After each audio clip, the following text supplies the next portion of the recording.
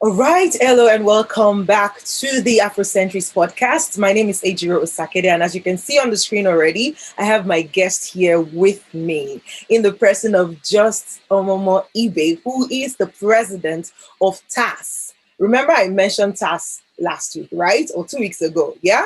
TAAS meaning the Association of African Startups. And this woman is on fire. I mean, I'm so prepared, ready to juice some things out of this woman today because the vision that she carries is just so fireful about Africa. And I feel like we all need to hear that. And that's the reason today we are talking about rebuilding the Africa of our dreams, how to position for change and impact.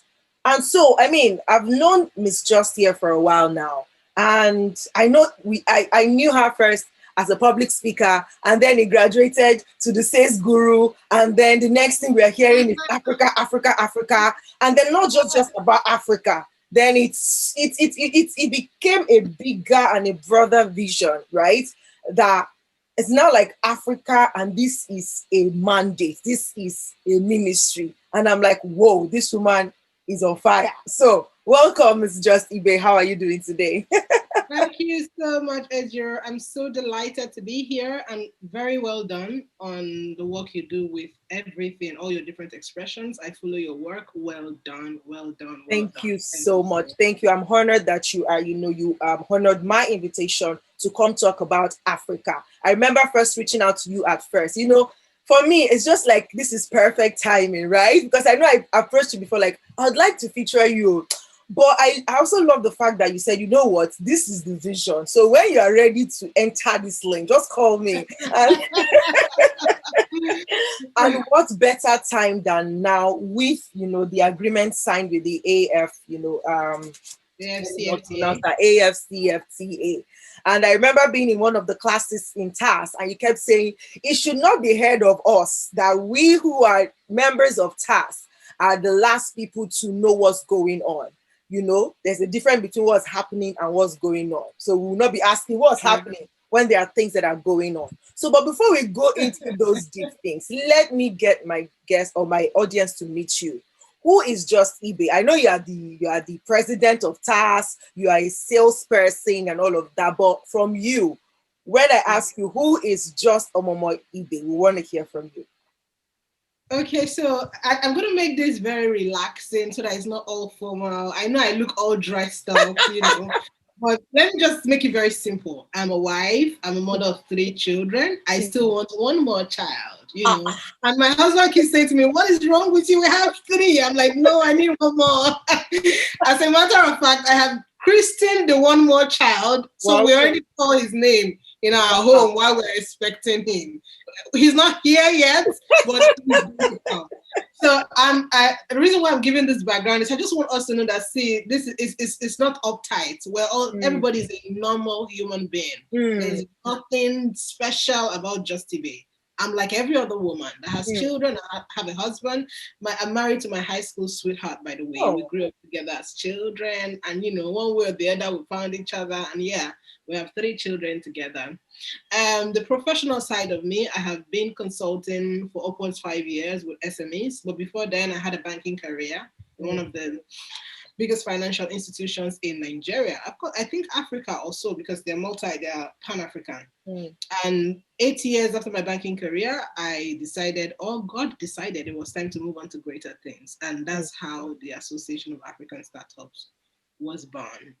I believe as we go further into this conversation, we would unpack what this is about and how every single African should get on board the vision of rebuilding this country. In fact, just leading, that's just the next question. What is TAAS really about?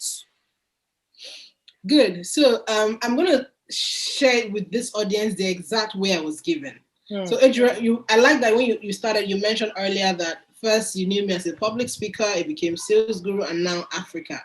So in between this journey, something happened. Okay, as much as change is inevitable for every person that is growing, change is constant. But something happened to me along this area, and that's the movement from self-ambition to pursuing a vision, an agenda greater than you. That's what happened to me. So for those who are who are like my friends, my inner circle, they know how ambitious I am in a normal way. If you look at the things I write in my book, you look at me and tell me you're crazy. I literally get enemies just by how audacious my goals are, right? But so what literally happened to me is God stopped me in my track and said, I know that you're ambitious, but let me turn that thing into a tool for doing what I want to do with Africa. I'm just a privileged, and when I say privileged, I'm privileged because I find it such a rare privilege that God found me worthy to share his vision with me. TAAS is not my vision. I'm not capable of thinking of something because I care about the next person. And a lot of human beings generally were not capable of being selfless. But God had to stop me in my track to say, I see how you are, the way I created you. And there's nothing wrong with who you are, to be ambitious, driven. There's nothing wrong with who you are, but let me help you channel it. That you are doing something that is for humanity. And by doing something for humanity, everything you're looking for comes to you. As opposed to what we have going on in the world right now, where people are driven by their goals and they're willing to step on people, stumble people, do everything against every other person where they're going, to get where they want to get to. And the normal order of things is let it be about the people. The people. That is the missing link in Africa. That is not about me.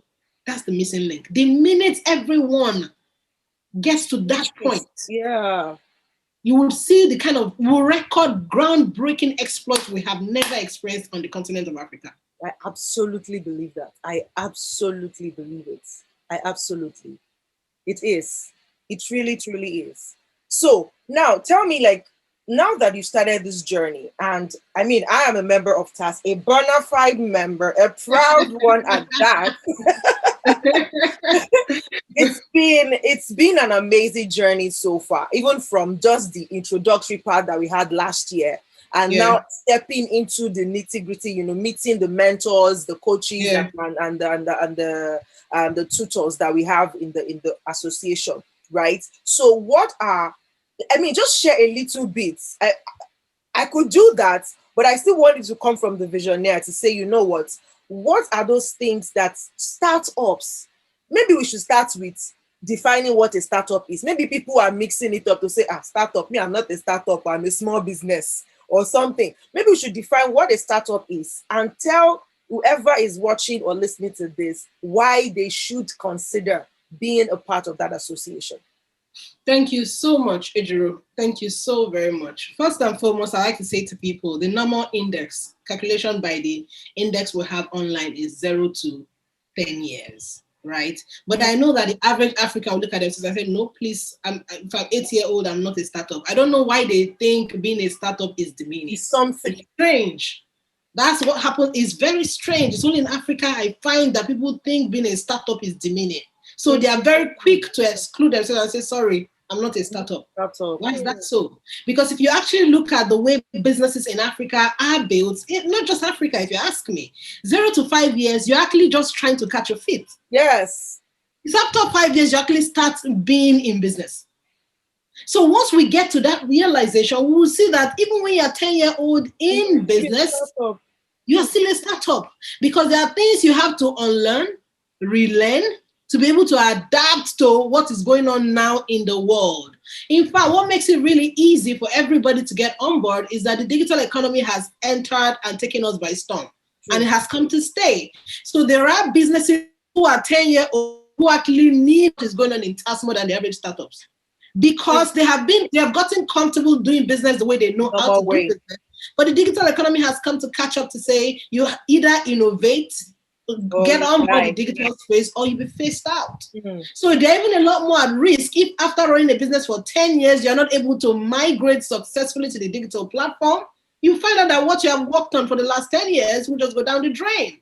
So what we are doing with TAAS is crashing everything you need to know to succeed online and offline on the same level with your Western counterpart.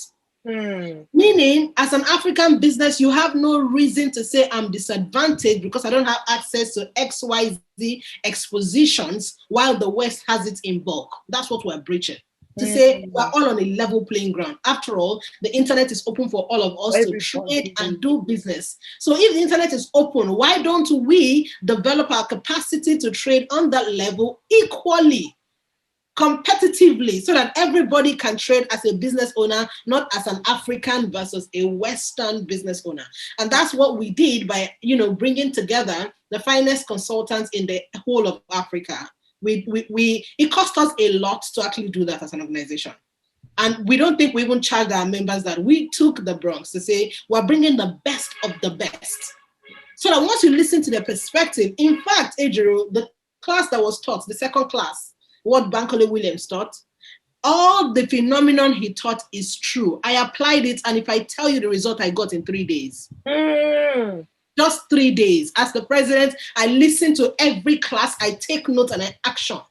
In 3 days, I applied what the instructor taught us, and voila, the result in thousands of dollars. I'm not kidding. That's to show you that what we are doing in TAAS is literally to pull the average startup out of the world thinks you are disadvantaged to, I have all the advantage, and the world is for me to take. What you define, you deserve. Yes. You define, you deserve. Because the social space has created some undertone that conditions a small business as well. You're at that level and I'm at this level. It's a subconscious conditioning. That's why it looks like the small business owners are struggling to get followers. They're struggling to get likes. They're struggling to get visibility. It's a subconscious conditioning. Even the social networks are wired to make you not feel encouraged, because once you start, before you get even 100 followers, you will sweat. But we are trying to bridge that gap to say, listen, it doesn't matter what you have or not have. Let us start with making you internally believe that you are a privileged few. Because I said all the time, 50% of the startups in Africa drive the African economy. That means without you guys, the economy crumbles. That needs to be indoctrinated into your mind every time you look at your business. Even if it's 400 naira, that is $1 that your business make as profit every day. You make 50% of the GDP of every nation on this continent. Without you, they'll crumble. So that should make you feel like I'm not part just of something. I'm part of something big. And that means I have a responsibility to drive what I'm part of to go higher so that the index for the nation or the continent would also increase. Case in point, GDP. So that's why we decided that in January, we're going to start with mindset makeover. So that if we bring our members, our startups to that level where they are thinking beyond what the society has conditioned them to be, you will find that they will charter frontiers. They'll do things that they never thought they could do. And I'm not saying this because I'm excluding them. I'm also a startup. And just yesterday, I know some of the things I listened to because I took all those classes again. I listened to them one after the other. Because there's something, I'm trying to prove that our concept works. In my life, when you see that our concept works, you have no reason to not believe. And I just shared one with you. Just actioning one thing that Bankole taught, 3 days, the result. I've not even shared it with him yet. When I share it with him, he'll be like, oh my God. So this thing works. What we're doing is revamping first the mindset of the startups to make them believe, to indoctrinate them that they are part of what drives this continent. And once they get into that belief, then there's a conscious effort that they put into making sure that these indexes go up for them individually as business and by extension, the economy of the continent as a whole. So basically, what TAAS is really raising the next set of entrepreneurs that will rebuild the African economy. That's basically what we're here.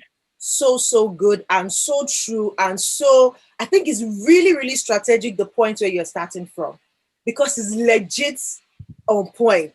Because it feels like if you even give us the solution, as it were, say, okay, you ask every member or every startup in the community, what is your problem? Okay, take one. We would Yeah. not get it if the Yeah. mindset is not fixed. Yep. Yep. And I Yep. think, I mean, I have been immersing myself in, all of this mindset reconditioning and taking it one. If it's, and I think we often underestimate the damage that has been done to our mindset. True. We often True. underestimate the Very true. conditioning that we were not even aware of. Yes. So exposing ourselves to this kind of teachings help Yep. us realize, okay, there's a conditioning here. But Yep. then the journey to now reconditioning that conditioning, oh my goodness. In fact, let me shock you, Ejiro. A few days ago, I sat down on my work table at home and I decided to do a series of videos to talk to people about why we are not actually dominating in our different fields. And one of the things that stood out for me is the fact that we create symptom-based solutions. Hmm. And that's what's going on across everywhere in Africa. Even for those who have businesses, they're attacking the symptoms. That's why it looks like the problem will never finish. That's why it looks like we can never completely annihilate a problem. Because we're focused on the symptoms. Imagine that you go to a hospital to go treat, you tell the doctor you have a headache, and he says, I guess it's malaria. He gives you malaria medicine. You go home, you take it, 3 days later, you come back with the same temperature, same headache. At that point, he's forced to do a test to confirm if it's viral, if it's bacterial, if it's fungal. And once he does recognize what exactly it is, he can now give you something to tackle the cause. That's the only way the malaria will leave your body. So we in Africa, as businesses, as social enterprises, are creating symptom-based solutions. That's why it looks like 5 years, 10 years, we can't achieve any results. We're going back again and again to the same problem, because we're focusing on the symptoms. And so what I started to say to people is, if we're going to really dominate and do things that nobody has done, we need to leave that instant gratification mode to say, in the next 2 years, I want to have done this. No, it's not going to work. Any change that is going to last and is going to be sustainable will not take you 5 years. In fact, 10 years. The Association of African Startup is not going to end with me. I'm just the pioneer president. In the next few years, I most likely will hand over baton to somebody else to run, because I know the vision is generation after generation. That's why we're starting from the root. We're not interested in saying, let's give you marketing and sales strategy, go and do 100% your revenue, and then we boast in here. No. What is really making African startups not succeed is where their mind is at. Once we pull them out of there, we can begin to pour everything. And that's why if you really listen to what Jeremiah chapter 1 verse 10, it says, I have put you above all nations. It says to tear down, to uproot. There's a tearing down, uprooting first. If you don't tear down, uproot, you can't plant and build. True. So Africa, if you listen to me, if you're an entrepreneur or you're a social entrepreneur or a visionary, stop creating symptom-based solutions. If not, you recycle the problems. And at the end of the day, 5 years later, you still find yourself dancing around circles. That's not impact. That's not dominion. It's far from it. So let's be comfortable with, it's going to take you maybe 5 years, 10 years, even 20 years. You must be comfortable with that. And we must move away from ownership mentality. I own it. I have it. No. It's not about who did it. It's about, was it done? Was the vision done? Was it done? Yes. Whether it's done by me or you, is it happening? Is the vision gaining expression? That should be one of contention. Our lives being transformed. The people's lives that need to be transformed. Are they being transformed? Is Africa getting better for it? Can you actively measure that there's a growth in GDP, growth in revenue, growth in the number of people starting new businesses because of how exposed their minds are now, or because of how open they are to different kinds of information and different kinds of environment where businesses are done? It's a lot of things. It's only in Africa where we have upbringing that literally almost destroys people, and they don't know the extent of destruction. Very true. So you find out that people are churning mediocre results. You blame them. You can't blame them. You don't understand what has gone on in their entire wiring from childhood. Even the best of us have conditioning. Everyone. Everyone. And it's even Because scary the amount of us who don't even know, who are not even aware. Yeah. Oh, yeah. It's scarier. Yeah. Because for every new level you want to enter into, you will realize that there's a conditioning stopping you from hitting it. So Tell me about it. This is us that are learned, that has access to information, access to some level of enlightenment. Imagine those who don't. Imagine those in the villages. Imagine those in the rural areas. Who's going to help them get out of this? And we say we want to fix poverty, we want to eradicate poverty. How? How? So I'm speaking to those who have social enterprises who say they want to fix poverty. Stop giving us aid. Aid is not the way out of driving poverty out of Africa. We don't need aid. We need you to empower and catalyze our mind to create solutions. Even those in the villages, empower and catalyze their minds, because right there in the villages, life started from there. So we need people who are pouring into their minds to help them turn their own villages into urbanized communities. Very true. Very true. I mean, the people, if we look at it and compare it with the Western world, not that because we see that, we can be at the same level. They are producing, they are industrializing their farms. There are people who are in the Western world who are not in the cities, who are in their own version of villages, but they are still dominating there. So this mindset thing is just that you're in the village does not necessarily have to put you at a disadvantage. Because we need people in the village to do the farming. There are no farms in the city anyways. And we need the people in the village. But we need them to know that, okay, they have the right mindset to say, this produce that we are doing is not just for this village. It's not just for the city. It's for the world. You need to start helping them think about exporting and helping them know how they can actually plug it into export. So they are not handling, if they will leave this level of, oh, now my father land be that, people are still disputing onto land. When the land is just there lying fallow and they are supposed to be farming on and doing great stuff. So I know somebody's going to be listening to this and say, but there's the level of illiteracy is very high. How do you communicate with them? I don't like to listen to problems, quite frankly. And that's the approach I like to take towards things. There's illiteracy, yes. Can illiteracy barrier be broken? Yes. Are there people who can speak the languages to communicate the whatever you're trying? Yes. But the thing is, it looks like some people have wired it such that those at the village remain where they are to keep getting what they're getting from them at those incredibly low rates so that they can make a kill for what they get from them. You see where our problems lie. I think it's really deep. It's really deep. But it is possible. It is possible. Yes, you know, I was watching, I started watching the AFCFTA course, and I've not finished. And just the intro alone and just looking at the perspective and, you know, the journey so far, knowing that this is not an idea that just sprang up. No, it has evolved, it has morphed all the way from 1963 down to 2018 that the agreement is signed. And, you know, some of the things that jumped at me that I just want you to talk on before we go. I know, guys, this session is a bit longer, but please just bear with us and just kind of juice out the information that we're trying to pass out here, because it is for you. The Afrocentrist podcast is for the African continent. I would like to have you positioned correctly in the new world order, because you don't want to be left behind anyways. So now this thing has been signed, this agreement has been signed. And in the intro course, you know, Dr. Albert, there's one of the perspectives, you know, the fourth one says, Dr. Albert Zugfach pointed out that parameters, you know, needs to be in place to monitor the execution of this agreement, such that everybody, because the objective is that it's not just about businesses, it's about every African, right? So that you benefit from it. And he was talking about, you know, we need to be able to ensure that parameters are put in place, that execution is done in such a way that everybody involved benefit from it.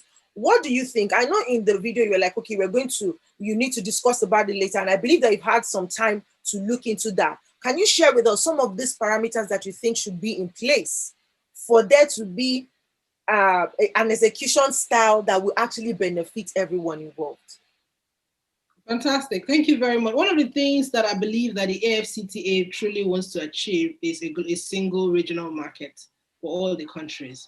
But aside that, it's designed in such a way that even the unskilled people, the skilled people can benefit from everything going on. considering the fact that there's actually actual infrastructure that allows people to do trading. So it means that some people will be required to actually bring physical goods and services at certain ports to trade. And in this value chain, there's going to be need for both skilled and unskilled labor, skilled and unskilled personnel, right? So across all the entire value chain, different opportunities will spring up for different people. But are Africans aware that this even exists? I doubt it. Now, one of the challenges, one of the concerns I had earlier when we realized that we were going to start in January 2nd, 1st, is that the SMEs were not necessarily paying attention to what is going on. It's getting better. SMEs are beginning to pay attention. In fact, a platform was set specifically to drive SME conversations, which is called Sokuku, right? SOKUK, so it's Sokuku, that's what it's called. So that SMEs can easily trade amongst themselves, having access to all the 55 countries. But what we find is that even in those platforms, very few SMEs have onboarded. That means the larger percentage of people who should be benefiting from a 1.4 billion market are not aware. And that's why we at the Association of African Startups decided to crunch that course into miniature versions that you can easily consume, learn about it, and position. Because if you look at the documents all over the internet, it's a lot to consume. It's a lot. There's hardly any SME that will go sit with it and do it. That's why we decided to break it down in bits. We've done the first one, we'll do the second one, we'll do the third one. So coming back to your question about what parameters do you think should be set in place for proper implementation? Now, this is it. Number one, they need to be able to measure the number of trading going on across SMEs. So let me give you a typical example. 50% of SMEs drive the GDP of the continent. If at the end of the index in 2021, we cannot actually see that 50% grew by a reasonable percentage, then we can't say that this has been effective for the SMEs, because there's a lot of challenge. The SMEs are saying, what about the actual non-tariff barriers, which is those bureaucracies that stop you from actually moving products here and there? What about those things, right? And I know that different governments have put structures in place, but what I want to say to every African is I want us to be patient. This is our initiative.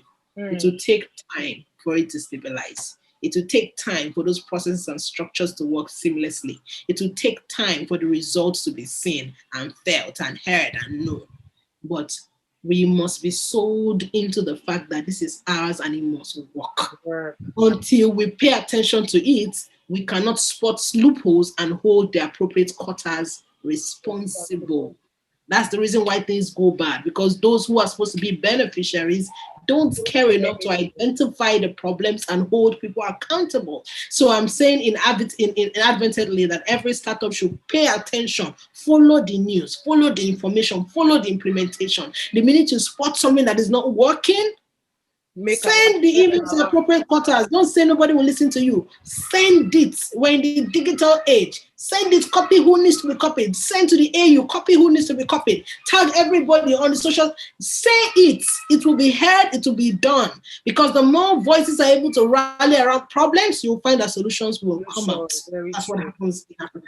Very true. Very true. Fantastic. I love that. Even if that's one thing that we all agree to do, then it makes sense, because when we begin to spot those issues, we begin to set an alarm and make noise about it. But first of all, is even creating this awareness. What is TAAS putting in place outside of, just the community to really make some more noise for more SMEs to get on board? Fantastic. And yes. Fantastic. So this is an announcement that is not officially public, but I'm going to say it here.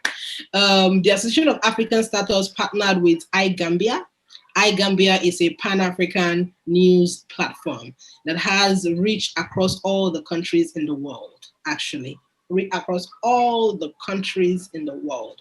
And our partnership is to bring a lot more attention to small business owners by leveraging interviews we are going to be doing with specific members who are doing great stuff across the continent. And doing so, we're driving a lot more people to say, come and pay attention to what is going on. Their platform already has the reach, the audience, the numbers, and we are just bringing the content that will drive the attention of these SMEs to what is really going on in Africa. That's the first major thing we are doing for this quarter, to be able to drive awareness across board. And of course, as we proceed in the course of the year, there are other partnerships and collaborations that will go on. But this is the first step to actually deepen our penetration in the African market or in the African audience, with a view to getting a lot more young Africans to come pay attention to what is going on the continent. Fantastic. That's awesome. Like, I love that you are ready. You see, guys, you see what I'm saying? This woman is on fire. She's not even here to play. Okay, so please, if people who are watching this or listening to this want to be like, okay, we have heard, we want to be part of TAAS. Okay, what is it? How can we join? Please, can you share that? So just go to our website, www.taasafrica.org. TAAS Africa is TAAS Africa.org. I just needed to quickly chip this in. Our website is translated in the 5 African languages: Okay. English, Arabic, Swahili, Portuguese, and French. French, correct. So any part of Africa where you find yourself and you want to be able to read the content on our website in your language, just go click your language. It will drop everything you need in your language. This is how we truly want to say to people, we're Pan-African. We're not here because it's just everybody needs to benefit, right? So yeah, you want to be a part of it, just go to www.taasafrica.org. What you must know is that our members are being featured on platforms like iGambia is our members that are actually being featured. There's also the magazines that we're launching this quarter also, featuring startups that are doing great things across Africa. So yeah, there's so many benefits for you as a person aside the cross-country collaboration, because that's what we're trying to foster. Every Saturday, we make sure that our members are communicating with others to see who they want to partner with or collaborate with to move their businesses across board, while we're trying to leverage AFCFTA. So yeah, it's a lot of things in there for you. Wonderful. Guys, SME, if you are listening now, small business, start up, whichever one you think is you prefer or you are inclined to, please don't dull yourself. And to think that the amount to be a member, just a normal member, not executive, a VIP member, is so ridiculous, guys. It's so ridiculous. It's not even enough to buy you a meal, really. In the restaurant, what can you buy with 5,000 naira nowadays? Yeah, really, $15 for a year. Please, for a whole year, and the kind of goodness that we are sucking. Oh God! People say to me, "Just why is it that cheap?" And I said, "Well, because the entire vision of TAAS is not for me to make money from people. Like I said, it's a mandate." I know. That's when you know. That's when you know. It's not about money making. Please, do we guys. spend money? Yes, we spend money to make all these things happen for you. We pay all the highly paid consultants. We pay them, but all those don't matter if you guys SMEs are growing. All those don't matter if you guys are coming into a place in your mind where you know that you're actually the key drivers. All those don't matter if you guys are forging partnerships and collaborations that will bet giant businesses in Africa. All those don't matter if your voices are being heard, you are being seen, and driving major changes on the African continent. And that's what is going to make it that's what's going to make it gratifying for people like me. When I see that you guys are getting up and doing things that people said a startup cannot do, defy the odds. People said, "Just who are you to do a vision like this?" I'm defying the odds and I'm going against the same people who say I cannot do it. They should watch 10 years from now and they will wonder why they said it. It's the same thing I want you who is listening to me today. Everybody has said you're a startup, you're small, you don't have money for ads, you don't have money for this. Don't worry. Keep developing, keep growing, keep entering into a version of yourself that you didn't think could be or you could be. And just within a matter of time. Just within a matter of time. Because one of the things I began to see in terms of mindset is if you can't visualize something, you can't enter into it. If all I can fix is your visualization for the month of January, I have done a great job. Because it means that by February, by March, your mind is ready to attract the opportunities hanging around you. Just waiting for your mind to pull it in. Just plucking them. Right. Yeah. So good. So good.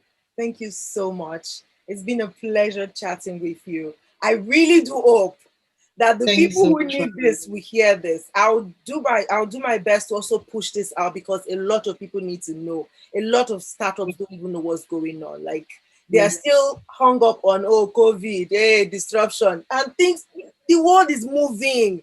Already, things are happening. Don't be sitting on your laurels and saying, "Oh, please." Leave COVID where it is. There will be vaccination very soon, and COVID will just be there. I'm like, to be like polio. Okay, yeah, okay, COVID, yeah, go and take vaccine and let us rest. Simple. The same typhoid will come. Typhoid, oh yeah, go to the chemist and get typhoid. It's here to stay. So let's leave that aside. Yes, it has disrupted, but I think like it just thrust us into the next level that we're supposed to enter into, and now we just need to position ourselves for it. So thank you so much for being here. God bless you. Thank you, Ejiro. Guys, I had fun. Thank you so thank you. much. I'll I put love the it. link to the TAAS to Just Ibe's handles in the description of this video and of the podcast, so you can connect and be a part of TAAS if you want to, or just follow the works of Just Ibe. Thank you so much for being here today with us, and until I come your way again next week, do remain amazing. I remain Ejiro Osakede. Bye. Bye.